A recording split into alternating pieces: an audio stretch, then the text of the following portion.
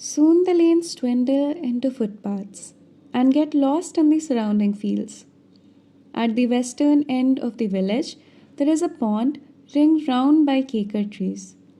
There are only about 70 families in Manu Majra, and Lala Ram Lal's is the only Hindu family.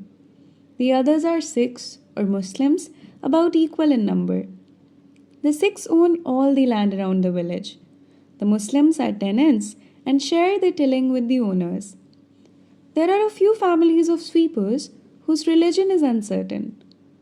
The Muslims claim them as their own, yet when American missionaries visit Manu Majra, the sweepers wear khaki sola topis and join their women folk in singing hymns to the accompaniment of harmonium. Sometimes they visit the Sikh temple too. But there is one object that all Manu Majrans, even Lala Ramlal, venerate. There is a 3-foot slab of sandstone that stands upright under a kikar tree beside the pond.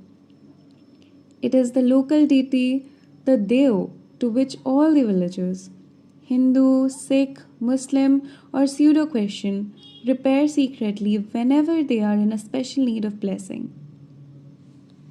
Although Manu Majra is said to be on the banks of Satluj River, it is actually half a mile away from it.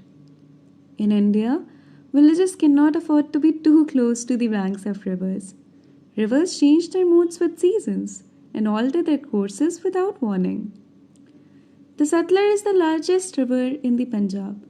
After the monsoon, its waters rise and spread across its vast sandy bed, lapping high up the mud embankments on either side. It becomes an expanse of muddy turbulence more than a mile in breadth. When the flood subsides, the river breaks up into 1,000 shallow streams that wind sluggishly between little marshy islands. About a mile north of Manu Majra, the Satluj is spanned by a railroad bridge. It is a magnificent bridge. Its 18 enormous spans sweep like waves from one pier to another, and at each end of it there is a stone embankment to buttress the railway line.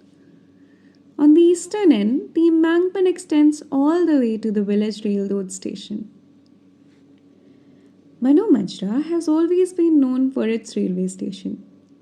Since the bridge has only one track, the station has several sidings where less important trains can wait, to make way for the more important. A small colony of shopkeepers and hawkers has grown up around the station to supply travelers with food, betel leaves, cigarettes, tea, biscuits, and sweetmeats. This gives the station an appearance of a constant activity, and its staff a somewhat exaggerated sense of importance.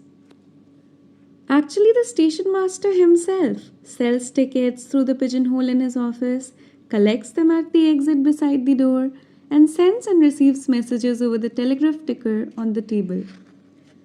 When there are people to notice him, he comes out on the platform and waves a green flag for trains which do not stop. His only assistant manipulates the levers in the glass cabin on the platform, which control the signals on either side and helps shunting engines by changing hand points on the tracks to get them onto the sidings. In the evenings, he lights the long line of lamps on the platform. He takes heavy aluminium lamps to the signals and sticks them in the clamps behind the red and green glass. In the mornings, he brings them back and puts out the lights on the platform.